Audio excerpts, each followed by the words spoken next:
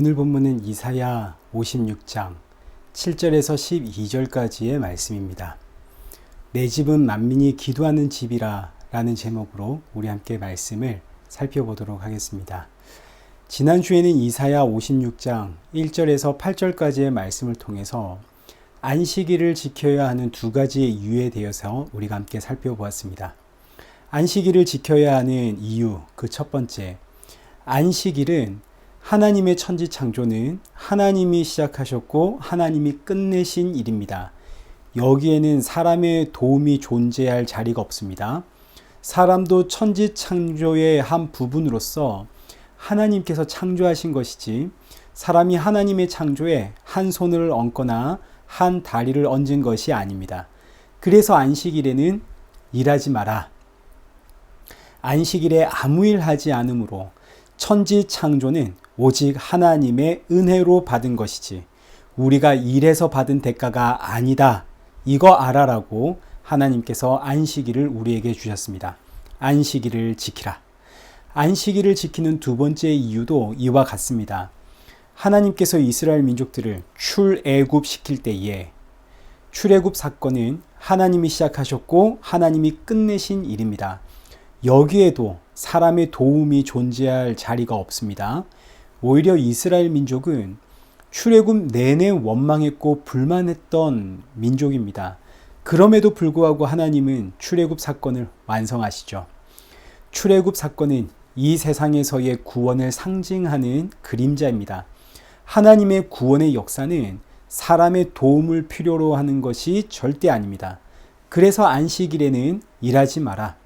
하나님의 구원은 오직 어린 양의 죽음으로 값없이 받은 은혜인 것이지 우리가 일을 해서 우리가 열심을 내어서 받은 대가가 아니다라는 사실을 알아라. 이것이 안식일을 우리에게 주신 두 번째 이유입니다. 그러니까 안식일을 지키면서 안식일에는 일하지 마라.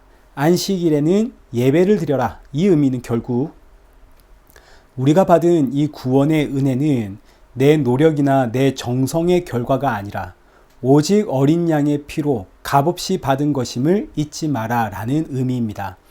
그런 의미에서 교회가 기도하는 집입니다. 6절 말씀을 보십시오. 또 여호와와 연합하여 그를 섬기며 여호와의 이름을 사랑하며 그의 종이 되며 안식일을 지켜 더럽히지 아니하며 나의 언약을 굳게 지키는 이방인마다 내가 곧 그들을 나의 성산으로 인도하여 기도하는 내 집에서 그들을 기쁘게 할 것이며 그들의 번제와 희생을 나의 제단에서 기꺼이 받게 되리니 이는 내 집은 만민이 기도하는 집이라 일컬음이 될 것임이라. 지금 이 말씀을 보시면 이방인이라 하더라도 안식일을 지키는 자는 구원을 받습니다. 이방인이라 하더라도 안식일에 예배하는 자는 하나님께서 그 예배를 기쁘게 받으십니다. 그래서 성경은 내 집은 만민이 기도하는 집이라. 누구든지 안식일의 의미를 아는 자는 구원받은 내 백성이다. 이런 뜻입니다. 동시에 안식일의 의미를 아는 자들이 모이면 안식일의 의미가 뭐라고요? 너의 구원은 어린 양의 피로 값없이 받은 은혜이다. 이 안식일의 의미를 아는 성도는 안식일에 그 안식일의 주인이 되시며 나를 구원하신 그 어린 양의 피를 자랑하고 그 피를 나누고 그 흘리신 피에 감사 찬양을 할 겁니다. 그가 누구이든 그가 이방인이든 장애를 가졌든 어린 양의 공로를 아는 그 백성들이 모여 감사 찬양하는 곳, 그곳이 바로 성전, 내 집은 만민이 기도하는 집이다, 이런 뜻입니다. 그래서 예수님 이 말씀을 가지고 마가복음 11장 17절에서 내 집은 만민의 기도하는 집이라 칭함을 받으리라 하였거늘 너희는 강도의 소굴을 만들었느니라. 이 말씀의 배경이 지금 이렇습니다. 예수님께서 예루살렘 성전에 예배하러 가셨습니다. 근데 성전 안이 짐승을 사고 파는 그 매매하는 자들로 가득 차 있습니다. 성전 마당이 짐승 매매하는 사람들로 가득 차 있는 이유는 당시 유대인들은 전 세계에 흩어져 살았습니다. 그러나 흩어져 살던 유대인들이 절기가 되면 모두 율법을 따라 성전에 모이게 되는데 이때 저 멀리 로마에 사는 유대인들이, 저 멀리 스페인, 저 멀리 터키에 사는 이런 유대인들이 거기서부터 재물을 끌고 가지고 올 수가 없는 겁니다. 성전에 예배 드리려면 반드시 재물이 필요한데 이들은 저 멀리서부터 그 재물을 준비해 올 수가 없으니까 그들의 편의를 위해서 성전 마당에 재물을 팔기 시작을 한 겁니다. 이렇게 재물을 팔기 시작한 유래는 바벨론 포로 이후, 그때부터 지금까지 바벨론 포로에서 돌아온 이후로 그때부터 약 400여 년 가까이 이어져 내려온 관습과 같습니다. 그런데 이렇게 오래된 전통이고 관습인데 세상에 예수님 성전 마당에 있는 그 모든 재물을 다 뒤집어 엎으시고 그들을 쫓아내면서 하시는 말씀이 내 집은 만민이 기도하는 집이라 일컬음을 받으리라 하였거늘 너희가 강도의 소굴로 만들었다. 왜 기도하는 집이 강도의 소굴이 되어 버렸나요? 어떻게 하면 기도하는 집이 강도의 소굴이 되나요? 앞서 보았던 것처럼 하나님의 집은 만민이 기도하는 집인데 하나님의 집이 만민이 기도하는 집인 이유는 그들이 안식일의 의미를 알기 때문입니다. 안식일의 주인이 되시고 나를 구원하신 그 하나님의 어린 양, 그 어린 양의 보혈을 의지하며 모였기 때문에 그 어린 양의 보혈을 찬양하며 감사하는 곳이기에 이 집은 만민이 기도하는 집입니다. 그런데 이 안식일 날, 이 안식일의 주인이 누군지도 모르고 이 어린 양의 보혈이 무슨 의미인지도 모르는 그런 자들이 모여서 하나님께 예배하면 그 집이 바로 강도의 소굴이 된다는 이야기입니다. 강도의 소굴은 예수님이 없으면 강도의 소굴입니다. 왜요? 예수님이 없으면 죄인들의 모임입니다. 죄인들이 다 강도 아닙니까? 작은 강도, 큰 강도. 사람들이 볼 때 누구나 강도하는 강도도 있지만 말하지 않아도 내 안에 욕심과 탐심이 가득한 예수님이 이 땅에 없으면 이 세상은 그 어떤 모임이라 하더라도 전부 강도의 소굴입니다. 그래서 만민이 기도하는 이 집에 예수님이 사라지니 이 집은 강도의 소굴이 되는 거죠. 반면에 어린 양의 의미를 알면 세상에 감사일 뿐입니다. 전부 감사 아닙니까? 나는 강도인데 나 같은 죄인이 그 어린 양의 피로 구원을 받았으니 어린 양의 의미를 아는 자들은 모이면 감사요 찬양입니다. 그러나 이 어린 양의 의미를 모르게 되면 그곳은 아무리 하나님께 예비하고 하나님을 위해 큰 일을 한다 하더라도 그곳은 강도의 소굴입니다. 또 그들이 구하는 것은 사실 엄밀히 따지고 보면 전부 이 세상의 성공입니다. 말은 하나님을 위해 일을 한다 하지만 들여다보면 결국 세상의 성공이고 세상의 복입니다. 하나님 전에 나와서 이 세상 성공을 구하고 있으니 예수님은 없으니 이 집은 강도의 소굴. 이 말씀은 오늘 이 시대의 말씀이기도 합니다. 교회는 만민이 모여 기도하는 집입니다.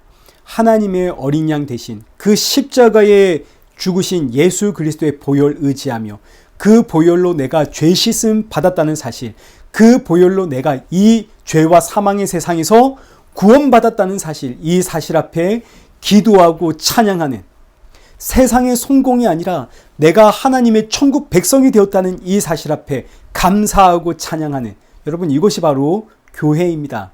물론 돌아서면 이 세상에서 잘 살고 싶은 마음이 터져 나오죠. 내가 처한 이 상황과 환경 속에서 원망도 나옵니다. 불평도 나오고 그래서 성도는 늘 기도하는 인생입니다. 하나님, 오늘도 저는 이 세상 바라보는 죄인입니다. 제 마음에 믿음 넣어 주십시오. 오늘도 세상 성공 바라보는 죄인입니다. 또 세상 성공을 위해서 또 열심히 달려가고 있는 저는 이렇게 연약한 죄인입니다. 그러나 그럼에도 불구하고 이런 나를 위해 예수님 십자가에 피 흘리셨기에 제가 그 보혈의 공로로 구원을 받습니다. 구원의 은혜 감사합니다. 이 천국 백성이라는 사실 잊지 않게 하소서. 교회입니다. 이게 성도의 기도 아닙니까? 교회는, 성도는 늘 예수님 바라보며 기도하며 감사하는 곳입니다. 그런데 예수님 사라지면 대부분의 교회는 강도의 소굴이 되어버리죠. 예수님이 없으면 우린 전부 강도들입니다. 그래서 이 세상에서의 구원이 아니라 이 세상에서의 성공, 이 세상에서 내가 그저 잘 먹고 잘 사는, 이 세상에 튼튼히 뿌리를 내리며 사는 이걸 복이라 생각하고 이걸 자꾸 달라고 하게 되죠. 이것이 강도의 소굴이 된 교회의 모습입니다. 지금 이렇게 말씀을 드리고 있는 저도 이 세상에서 잘 살고 싶고 먹고 사는 것 전혀 걱정 안 하고 싶고 돈 때문에 이런 걱정 안 하고 싶습니다. 그런데 이런 저의 모습을 볼 때마다 참 나는 불쌍한 사람이구나. 내 본성의 악함이 정말 말도 못하는 이 악함. 그래서 나의 모습을 보면 저도 좌절하게 됩니다. 그러나 그럼에도 불구하고 돌아서면 감사가 터져 나오는 것은 나는 이런 죄인인데, 이렇게 세상 좋아하고 돈 좋아하고 난 이런 죄인인데 이런 나를 살리려 예수님 십자가에 피 흘리셨기에 우리 주는 이런 나를 보면서도 너는 흠없고 점도 없는 거룩한 내 백성이다 불러주시니 그 십자가의 예수 그리스도 의지하여 저는 오늘도 이렇게 당당하게 이 자리에 서서 여러분에게 복음 증거하고 있습니다. 사랑하는 성도 여러분, 예수님 의지하며 사십시오. 우리는 세상 좋아하는 연약한 죄인입니다. 늘 세상 바라보고 있습니다. 우리 자녀들 걱정 끝이 없습니다. 그런데 이런 우리를 예수님이 살리셨습니다. 예수님이 없으면 우리는 강도입니다. 예수님이 없으면 우리가 모인 자리는 강도의 소굴이 될 뿐입니다. 그런데 예수님 계시기에 세상에 우리가 천국 백성입니다. 여러분, 이게 복음 아닙니까? 예수님 사라져 보십시오. 우리의 인생에 어떻게 되겠습니까? 소망이 없습니다. 내가 이 세상에서의 구원, 이 세상에서 뽑힘 당했다는 사실을 모르게 됩니다. 그저 이 세상에서 튼튼히 뿌리 박아내려 내가 잘 먹고 잘 사는, 이게 구원인 줄 알고 이게 복인 줄 알고 그렇게 살아가게 되는 거죠. 하나님은 이 세상은 죄와 사망의 세상이라 했습니다. 내 백성아 거기서 나와라. 근데 우리는 이 세상에서 더 뿌리 내리기 위해 하나님께 기도하며 신앙생활하니 너희가 내 집을 강도의 소굴로 만드는구나. 예수님의 이 말씀에 대한 예언이 오늘 우리가 읽은 본문 9절에서 12절까지의 말씀입니다. 이사야 56장 9절에서 12절까지는 예수님 당시의 성전의 모습과 그리고 오늘 이 시대의 교회의 모습을 예언하고 있는 말씀입니다. 9절 말씀 보십시오. 들의 모든 짐승들아, 숲 가운데 모든 짐승들아 와서 먹으라. 여기서 들의 짐승, 숲의 짐승은 이 세상을 상징하는 마귀 사탄의 권세를 뜻합니다. 문맥 속에서는 이방 세력을 뜻하고 있지만 그러나 사실은 이 세상을 붙잡고 있는 마귀 사탄의 세력을 뜻합니다. 마귀가 이스라엘을 와서 잡아먹는다 이거죠. 근데 10절, 이스라엘의 파수꾼은 전부 맹인입니다. 전부 무지하여 벙어리요 개들이라, 짖지를 못하는 개들이라. 마귀가 와서 하나님의 백성 이스라엘 민족을 잡아먹으려고 하는데 세상에 이스라엘의 파수꾼으로 세워둔 이들이 전부 맹인이고 무지하며 벙어리고 짖지 못하는 개입니다. 여러분, 파수꾼이 맹인이면 어떻게 합니까? 맹인을 파수꾼으로 세워놓으면 이거 전부 죽자는 이야기 아닙니까? 마찬가지입니다. 말 못하는 벙어리를, 짖지 못하는 개를 파수꾼으로 세우면 적이 왔을 때 대간절 어떻게 적의 위험을 알려줄 수 있겠습니까? 자, 그럼 이제 누가 파수꾼인 줄 알아야겠죠. 이스라엘 민족에게 파수꾼은 성전 맡은 자인 제사장들과 레위 지파 사람들입니다. 그리고 성전이 파수꾼의 역할을 하는 거죠. 근데 이건 좁게 보아서 그렇지 넓게 보면 사실 이스라엘 민족은 온 세상을 향한 제사장 나라로 부르심을 받았습니다. 그러니 이스라엘이라는 민족 전체가 이 세상을 향해 소리쳐야 하는 파수꾼입니다. 마귀 사탄이 올 때 여러분, 어린 양의 피가 마귀 사탄의 세력에서 여러분을 구원하십니다. 외치는 파수꾼의 역할, 이 역할은 대제사장만 맡은 것이 아니라 이스라엘 민족 전체가 맡은 직분입니다. 자, 이 말씀을 오늘 우리에게 적용하면 가장 먼저 이 시대의 1차적인 파수꾼은 목회자가 되겠죠. 교회에서 외쳐야 됩니다. 부르짖어야 됩니다. 마귀 사탄의 세력에서 승리할 수 있는 유일한 방법은 오직 예수 그리스도의 보혈뿐입니다. 그런데 이건 좁은 의미이고 넓은 의미로는 우리 모두가 다, 여러분 한 사람 한 사람이 다 하나님 앞에 왕 같은 제사장으로 부르심을 받았습니다. 거룩한 백성으로 부르심을 받았죠. 오늘 저와 여러분이 이 땅의 교회가, 여러분 교회가 바로 저와 여러분이 교회입니다. 사실 교회라고 하는 건물은 예수님을 믿는 너와 내가 모인 예배당입니다. 우리가 교회입니다. 내가 하나님의 거룩한 성전 아닙니까? 이 땅의 교회가 이 땅을 향한 파수꾼입니다. 저와 여러분이 파수꾼이라는 뜻입니다. 이 땅의 모든 성도가 세상을 향해 외쳐야 하는 파수꾼. 그런데 우리가 맹인이고 벙어리고 짖지 못하는 개고 무지하다면 여러분 이런 일이 있으면 어떻게 되겠습니까?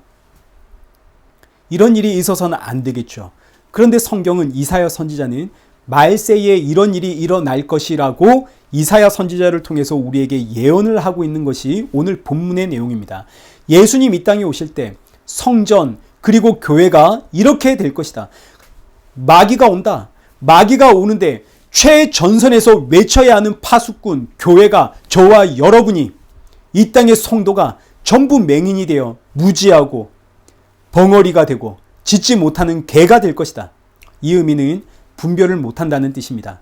세상 문제에는 그렇게 밝습니다. 얼마나 잘 아는지 전부 다 전문가입니다. 이런 전문가가 없죠. 주식을 해야 된다. 아니다. 부동산을 사야 된다. 아니다. 어디 가서 분양을 받아야 된다. 전문가도 이런 전문가가 없습니다. 돈 버는 데 있어서는 전부 전문가입니다. 그런데 정작 밝아야 하는 하나님의 말씀 앞에는 얼마나 무지한지. 마귀의 공격과 그 마귀의 침략에는 맹인이고 벙어리고 짖지 못하는 개가 되어버리는, 이것뿐만이 아닙니다. 10절 하반절 보십시오. 다 꿈꾸는 자들이요 누워있는 자들이요 잠자기를 좋아하는 자들이니. 여러분 이게 너무너무 중요한 말씀입니다. 교회가 꿈꾸는 교회가 될 것이다. 여러분 꿈을 꾸려면 어떻게 해야 됩니까? 누워야 하고 잠을 자야 됩니다. 그래서 하는 말입니다. 누워있는 자들, 잠자기를 좋아하는 자들. 왜? 꿈을 꾸어야 되니까요. 여기서 나오는 꿈이 오늘날 교회가 그토록 부르짖고 있는 비전입니다. 말은 하나님의 일이라고 하지만 그러나 사실 결국 들춰보면 자기 배만 채우는 탐심과 탐욕. 여러분 가만히 보십시오. 물론 다 그런 것은 아니겠지만 결국 교회가 부르짖고 있는 비전이라고 하는 것은 이 세상에서 성공하여 하나님께 영광을 돌리자. 내가 하는 일에 최선을 다해서 선한 영향력을 만들어서 하나님께 영광을 드리자. 여러분 결국은 성공해라는 이야기입니다. 성공하고 결국은 남부럽지 않게 잘 살아서 남들에게 영향력을 미치고 예수 믿었더니 복받았다.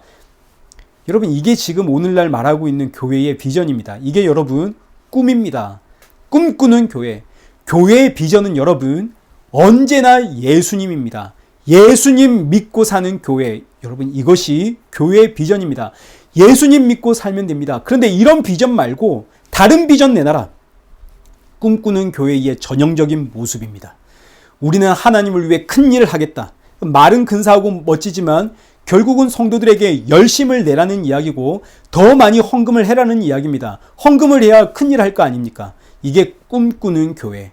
이 꿈꾸는 교회를 향한 하나님의 평가가 11절입니다. 이 개들은 탐욕이 심하여 족한 줄을 알지 못하는 자들이요 이들은 몰지각한 목자들이라 다 제 길로 돌아가며 사람마다 자기 이익만 추구하니라. 보십시오. 꿈꾸는 자, 꿈꾸는 교회, 비전을 외치고 열심을 내는 그 교회들을 향해 성경이 뭐라고 합니까? 탐욕이 심하여 족한 줄을 알지 못하는 개라고 평가를 합니다. 디모데후서 4장 3절. 때가 이르니 사람이 바른 교훈을 받지 아니하며 귀가 가려워서 자기의 사욕을 따를 스승을 많이 두고 또 그 귀를 진리에서 돌이켜 허탄한 이야기를 따르리라. 오늘 이 시대의 모습이죠. 바른 교훈을 듣지 않습니다. 오늘날 수많은 교회가 자기들이 바른 교훈 증거한다 그럽니다. 그리고 사실 거기에 저도 있는 거죠. 저도 제가 전하는 복음이 바른 교훈인 줄로 알고 있는 겁니다. 모두가 다 바른 교훈이라고 증거하고 있는데 사실 이제 이건 여러분의 선택의 몫입니다. 어떤 가르침이 참된 바른 가르침인가? 글쎄요. 저는 예수님이라고 봅니다. 예수님뿐입니다. 제가 아무리 성경을 들춰보아도 바른 교훈은 예수님입니다. 우리 믿음의 조상들이 다 알았습니다. 그래서 구약 성경 주제가 뭔가요? 오실 예수 그리스도. 신약 성경은 오신 예수, 다시 오실 예수 그리스도, 신구약 성경 전체가 예수님입니다. 그럼 바른 교훈은 뭔가요? 예수님 아닙니까? 그런데 이걸로는 오늘날 교회가 만족을 못합니다. 왜요? 이 너무 쉽거든요. 예수님만 믿고 살면 된대. 너무 쉬운 겁니다. 아니야, 그것 말고 뭔가 있을 것 같아. 내가 뭔가 해야 하는 거 아니야? 내가 뭔가 해야 할 것 같아. 그래서 그 뭔가를 주면 세상에 예수님 믿는 것보다 내가 하나님을 위해서 뭔가 했다는 것에 더 안도하게 되고 더 위로가 되고 내가 하나님을 위해서 뭔가 했다는 이 사실 앞에 안심이 되고 그렇습니다. 이것이 바로 광야의 노뱀 사건입니다. 하나님을 대적하다가 뱀에 물려서 온 이스라엘 백성들이 죽어나갑니다. 이때 하나님께서 노뱀을 만들어라. 높이 달아라. 누구든지 보면 구원을 받으리라. 그런데 이 노뱀 못 쳐다봅니다. 왜요? 이거 너무 쉬워서. 이 노뱀 쳐다보는 거 너무 쉬우니까 아니 이거 말고 내가 하나님을 위해서 뭔가 해야 하지 않을까? 그래서 그거 찾다가 전부 죽어나가는 겁니다. 여러분, 우리의 신앙이 이와 같습니다. 십자가에 예수님만 믿으면 끝나는 문제입니다. 신앙은 예수님 믿으면 끝입니다. 처음부터 끝까지 예수 그리스도뿐입니다. 이게 바로 안식일의 이야기입니다. 안식일에 일하지 마라, 쉬어라, 안식일을 지켜라. 너무 쉽죠? 이걸로는 안 되는 겁니다. 그래서 내가 할 수 있는 어떤 일을 찾기 시작하죠. 그리고 그 일에 열심을 냅니다. 열심을 내는 것은 참으로 귀하고 좋은 것이지만 그러나 우리는 워낙에 죄인인지라 열심을 내면 어느덧 예수님은 사라지고 열심을 내고 있는 나만 남습니다. 열심을 낼 때는 막 신이 나죠. 그런데 이 열심이 식어 보십시오. 바로 불평으로 연결됩니다. 나는 이렇게 열심을 내는데 왜 다른 이들은 열심을 안 낼까? 다른 사람들이 눈에 보이기 시작하는 거죠. 이것 여러분 틀림없이 그렇습니다. 제가 한두 번 만나본 게 아닙니다. 그러다 보니 열심을 내고 있는 나만 억울하고 열심을 내고 있는 나만 상처가 됩니다. 그리고 또 반대로 이런 경험을 이미 했기 때문에 난 아예 열심을 안 내. 해봐도 안 돼. 소용도 없더라. 내가 열심을 내도 뭐 바뀌는 게 없더라. 교회가 그냥 하려는 의지가 없다. 안 된다. 이렇게 나오는 모든 이유는 전부 다 십자가의 예수님을 바라보지 않기 때문에 나오는 일들입니다. 여러분, 예수님 바라보십시오. 그럼 전부 은혜입니다. 나를 살리신 예수 그리스도. 나는 이렇게 왔다 갔다 하는 이런 죄인인데 이런 나를 살리려 예수님 십자가에 죽으셨으니 여러분 그 예수님 바라보면 감사 외에는 우리 입에 할 말이 없습니다. 감사뿐입니다. 그런데 예수님 말고 내가 열심을 내기 시작을 하니까 상처만 남고 좌절과 낙심과 실망만 남습니다. 여러분, 이것이 바로 꿈꾸는 교회들의 이야기입니다. 지금 무슨 꿈 꾸고 있나요? 예수님 말고 무슨 꿈 꾸고 있나요? 예수님 말고 다른 꿈. 우리 한번 해보자. 으쌰. 예수님 없는 이런 으쌰 하는 꿈을 꾸는 여러분, 이건 전부 다 상처로 끝납니다. 그 끝은 전부 상처요. 그 끝에는 감사가 없습니다. 그럼에도 불구하고 사람들은 예수님 말고 비전, 우리가 열심히 낼 수 있는 그 어떤 이야기를 찾고 이걸 좋아합니다. 이게 바로 이 3절과 4절에 기록되어 있는 기가 가려서 자기의 사욕을 따를 스승을 많이 두고 귀를 진리에서 돌이켜 허탄한 이야기를 따르는 인생들의 모습입니다. 사랑하는 성도 여러분, 신앙과 믿음이라고 하는 것이 오늘날 내가 결심을 하고 내 재산 다 팔아 교회에 헌금하고 나는 선교하러 간다 이런 게 아닙니다. 야, 저 사람은 저렇게 헌금도 많이 하고 저 사람은 저렇게 봉사도 많이 하고 저렇게 선교도 하러 가고 전도도 하는데 나는 왜 이 모양인가? 나는 왜 이렇게 나태한가? 여러분, 이게 아닌 겁니다. 그렇지 않습니다. 믿음과 신앙이란 예수님 믿고 사는 겁니다. 재산을 다 내놓았든 재산을 하나도 내놓지 못했든 헌금을 많이 하든 헌금을 적게 하든 예수님을 믿고 사는 것. 나는 이렇게 죄인입니다. 하나님, 나는 이렇게 이기적입니다. 난 이렇게 세상을 떠나선 살 수가 없는 인생입니다. 그래서 저는 예수님 뿐입니다. 여러분, 이게 바로 신앙이고 이게 바로 믿음입니다. 그날에는 하나님께서 우리를 불러 그 심판대 앞에 세워서 그래, 너 헌금 얼마나 했니? 그래, 너 몇 명이나 전도했니? 영혼 구원에 얼마나 힘을 썼니? 그래, 너는 얼마나 봉사했니? 하나님은 이런 거 안 묻습니다. 하나도 안 묻습니다. 전도, 한 영혼을 구원하는 일, 이건 내가 하는 게 아니라 하나님이 하시는 일입니다. 하나님이 하시는 일인데 하나님이 자기 백성을 나를 불러서 찾아내시는 것이지 내가 그들을 찾아서 하나님께 안겨드리는 게 아닙니다. 하나님이 나를 통해서 자기 백성을 하나님이 찾아내십니다. 그러니 여러분, 하나님은 우리에게 너 영혼 구원 몇 명했니? 너 얼마나 노력했니? 묻지를 않습니다. 왜요? 그건 하나님이 찾아내시는 일이거든요. 뿐만 아니라 너 얼마나 헌금했니? 이거 안 묻습니다. 이 세상 전부 하나님의 것인데 하나님께 천천의 수양이나 만만의 강물 같은 기름을 드린다 한들 그 하나님이 좋아하시겠습니까? 그 원래 다 하나님 것인데요. 돈은 이 세상을 살아가고 있는 우리에게나 의미가 있는 것이지, 이 땅을 사는 우리야 돈 많으면 좋겠고 돈 많이 벌었으면 좋겠고 돈 걱정 없이 살았으면 좋겠다. 우리야 이 땅에서 돈돈 하는 것이지 하나님께 그게 무슨 의미가 있습니까? 그럼 대체 하나님께 의미 있는 건 뭡니까? 하나님께 의미 있는 것은 그래서 너는 얼마나 내 아들 예수 그리스도 의지하며 살았니? 예, 저는 예수님 뿐입니다. 예수님 아니면 저는 심판받아 마땅한 죄인입니다. 세상 좋아하고 돈 좋아하고 성공 좋아하고 명예를 가지고 싶고 저는 이런 인생이기 때문에 한평생 예수님만 의지하며 그 보혈만 바라보며 살았습니다.